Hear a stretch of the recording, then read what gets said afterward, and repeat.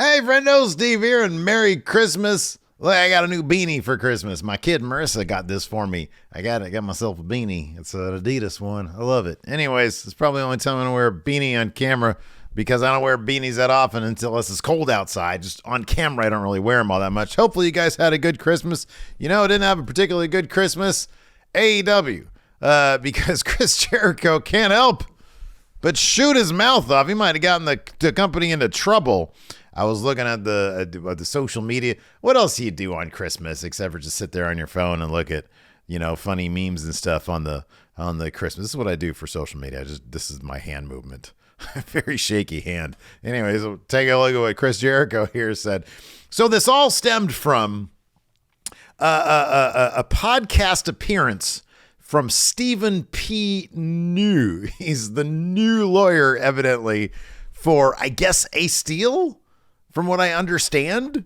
And he said something on a podcast to the effect of one person involved in the Brawl Out. So you remember Brawl Out, where CM Punk put the company on blast and then ran down the Elite and then went backstage in a big brawl. You guys know. I don't know why I'm explaining this. Anyways, so Stephen P. New went on a podcast, allegedly.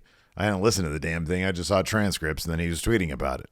I don't want to get in trouble. I'm talking about a lawyer right now. And he said there's one person who did not sign an NDA, and that was A Steel's wife. I think her name is Lucy.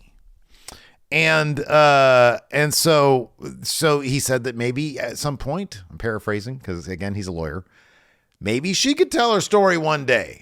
But evidently, the NDAs signed by CM Punk and A Steel, those are for life, like the NWO. You are always stuck to that NDA. So for the rest of their lives, they cannot say anything. Perhaps one day, 50, 60, 70 years from now, when A Steel's on his deathbed, dying at the age of 150 of old age, maybe he'll spill the beans. But barring that, we're not going to get a book. We're not going to get a tell-all. We're not going to get an Iron Claw-esque movie about Brawl Out unless somebody kayfabes one like one of those VH1 movies back in the day, which were amazing, by the way. Anyways, for some reason, Chris Jericho on Christmas at 4 o'clock in the morning decided to start some shit with regards to this. And he basically was a tweet where he just said, I didn't sign one.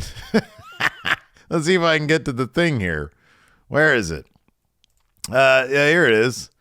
It says he didn't say I didn't sign one. And then Stephen P. New lawyer says it's in your employee handbook. Unless you have a special one, we can figure it out. And then Chris Jericho goes on again. This is at 1:22 in the morning, but he's on the East Coast, so I think it was at 4:22 in the morning on Christmas morning. Says, hey, Stephen P. New, I don't adhere to an employee handbook, and I've never had one in 4 years of working for AEW. I've also never signed an NDA in my life, ever. So stop trying to be a bully and making egotistical fantasy brags for your clients and start doing some research before you make blanket statements about your buddies.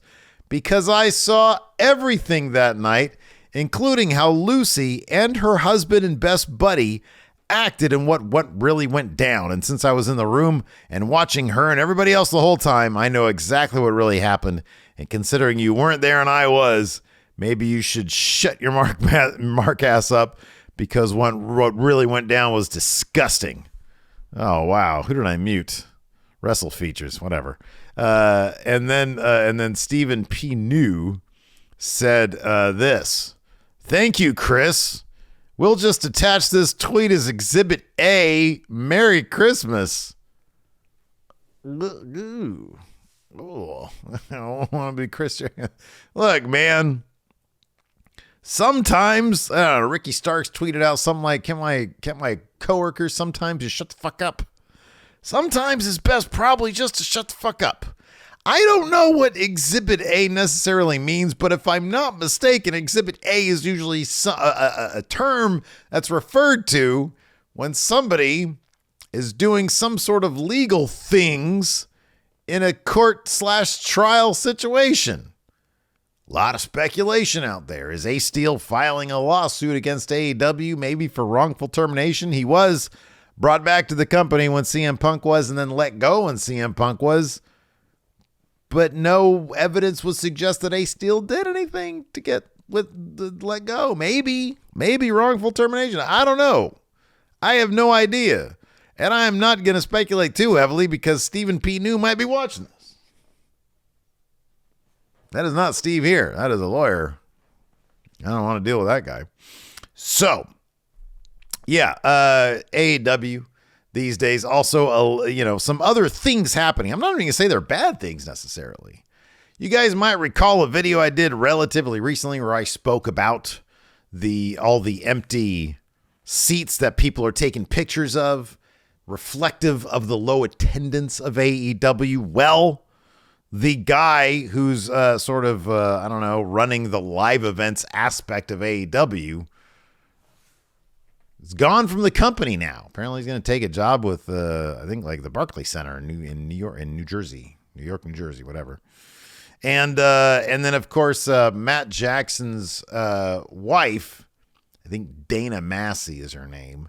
She's gone from merchandise. She's been with the company since before it was a company.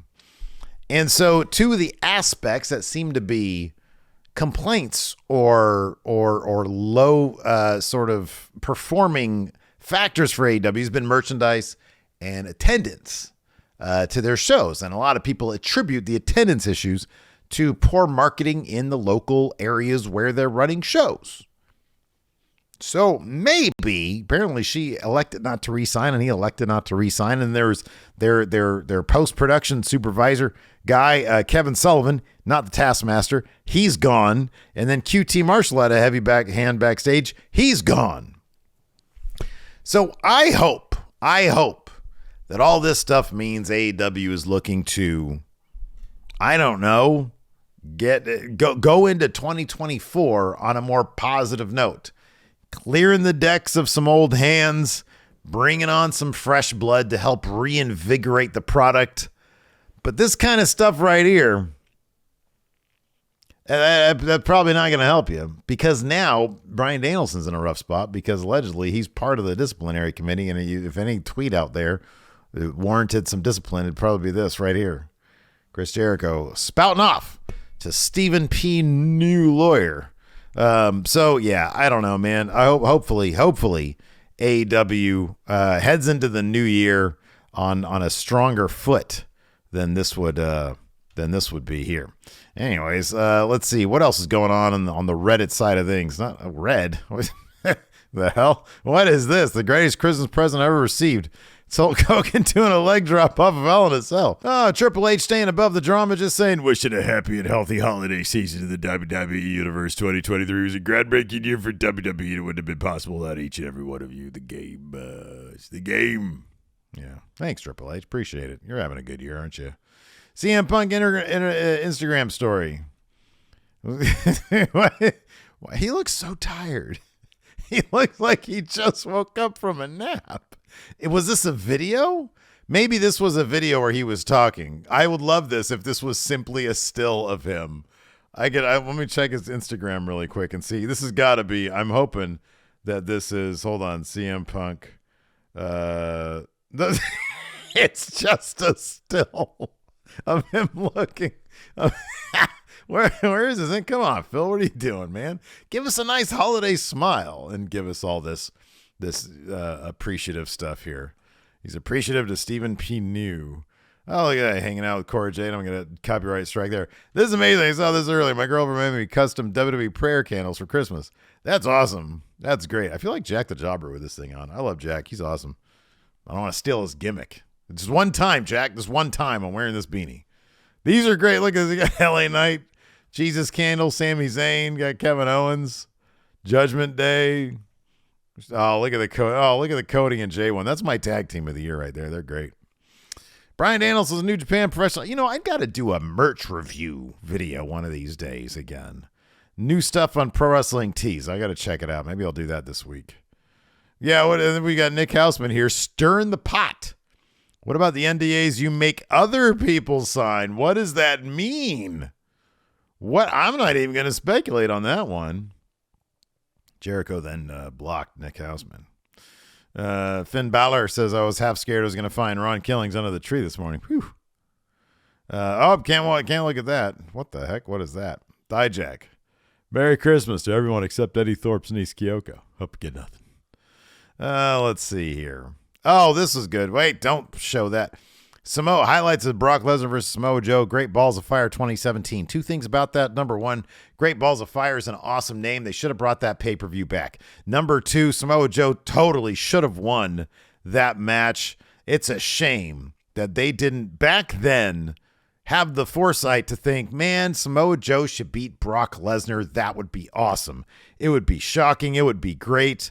Samoa Joe was just, how was it Vince McMahon saw, and I love AJ Styles, how is he saw AJ Styles as a pit bull and he didn't see Samoa Joe in the same light? That's weird to me. Yeah, that was a good match. AJ Styles versus Roman Reigns. That is one of his good matches there. This is Dave Meltzer talking about here. They are Dana Massey and Raphael Morphy. That's their names. So yeah, I'm kind of curious how this is going to affect AEW. Kind of curious about that one, man. Don't need that. Fightful. Latest we've heard of WWE Speed is that it is intended for use on social media. Okay. I thought, that's cool. Were they going to do like matches on Twitter? That's kind of cool. That's kind of innovative. Do that. Why not? Actually, before I sign off tonight, I gotta give it up to the true star of Christmas, and that is Ric Flair impersonator from the Iron Claw. I have not seen this movie. I've heard all sorts of good things about it. I'm looking forward to going and checking out sometime this week. And this is there's, I guess, a bit with Ric Flair, and apparently a lot of the casting decisions, including like I think Harley Race, are supposed to be really, really good. And then there's this guy who's playing Ric Flair doing a Ric Flair promo, and people are kind of clowning it, saying Will Ferrell could have done a better job given what he did on Eastbound and Down. They could have got any number of people to do a better job with it. And it's weird. I can't help. It's one of those things where you can't help but watch this as it comes across the timeline, which today has been kind of endless. And, and number one, the guy looks absolutely nothing. Look, here, to be fair, it's difficult to get somebody who actually looks like Ric Flair, I feel. And like, there are brief flashes of the voice, like when he goes really loud with his voice, the Flair thing. But beyond that, it's so distractingly un-Flair-like. And I get the idea the movie is like, you're not supposed to really, like, it's not for people who know about the Von Erichs. It's for, a much wider, base of audience, I guess. But like a lot of people do know Ric Flair, and it's just sort of funny that this guy really, it's like they went out of their way to find a guy who looks nothing like Ric Flair. So I don't know. Hey, I hope this thing's been viewed 3 million times, by the way. I wish this guy all the luck in the world. He clearly did his best. I'll end on this one. Merry Christmas, you filthy animals. Oh, don't look at Ray's face if you don't want to look at it. One of the biggest crimes ever was Billy Kidman going from being dirty to being clean, but wearing basically the same outfit. He used to wear a t-shirt a lot of the time. People loved Billy Kidman when he came off as sort of like a disaffected, flock member, and he would do all sorts of crazy shit while looking like he didn't give a damn about anything. He was awesome back then, and then they just sort of made him like into a regular dude.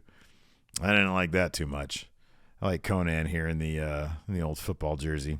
Anyways, that's going to do it. Hey, man, I hope you guys had a really good Christmas. I really do. I'm looking forward to what we got going on here at WrestleJuice heading into 2024 without the beanie. The beanie's one time only. Jack, I'm sorry. And yeah, I'm so grateful of the community we built here at WrestleJuice. I'm going to do another video tomorrow, the next day, and the next day. But I just want to take this holiday moment out to say thank you. It's been an odd year for me, but I can say that, the progress that I've made on the WrestleJuice channel and some ideas I got coming up for the future, I'm really interested in them, and I really want to see where it's going to go. So thanks, everybody, for tuning in, for the entire year of 2023. I appreciate it. Thanks for tuning in over at the Going In Raw channel, all the Friendo Club stuff. Thank you very much. Hopefully you guys had a good Christmas and your bellies are full of Christmas food and treats and desserts. I know this one over there, she's knocked out. She's sleeping too. She's straight up sleeping. That was a twitch. That was a dream twitch. She's got on that good REM sleep right there.